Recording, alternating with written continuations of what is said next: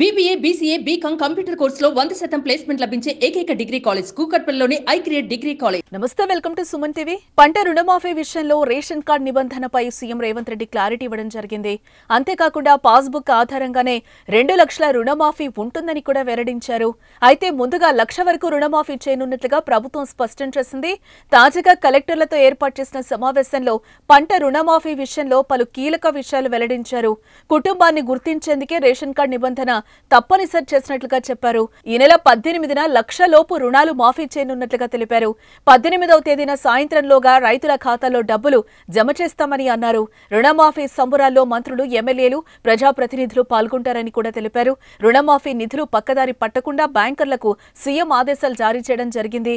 ఈ మేరకు కలెక్టర్ల సమావేశంలో రుణమాఫీ మార్గదర్శకాలపై సీఎం వివరించారు.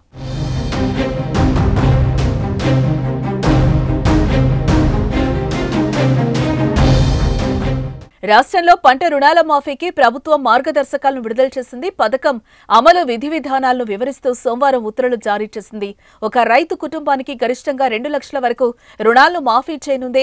రైతు కుటుంబం గుర్తింపునకు రేషన్ కార్డును ప్రామాణికంగా తీసుకోనున్నట్లుగా ప్రకటించింది. అన్ని షెడ్యూల్డ్ వాణిజ్య, ప్రాంతీయ, గ్రామీణ, జిల్లా సహకార బ్యాంకుల నుంచి 2018 డిసెంబర్ 12 నుంచి మంజూరైన రెన్యువల్ అయిన రుణాలకు, 2023 డిసెంబర్ 9 వరకు బకాయున్న పంట రుణాలకు, స్వల్పకాలిక రుణాలకి ఇది వర్తిస్తుందని, రుణాల అసలు, దానికి వర్తించే వడ్డీని కలిపి 2 లక్షలు మాఫీ అవుతాయని ప్రభుత్వం తెలిపింది.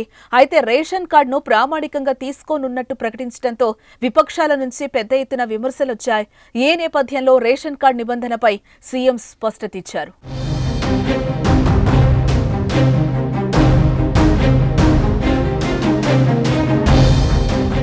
సుమన్ టీవీలో మీ పర్సనల్ అండ్ బిజినెస్ ప్రమోషన్స్ కోసం కింది నెంబర్కి కాంటాక్ట్ చేయండి.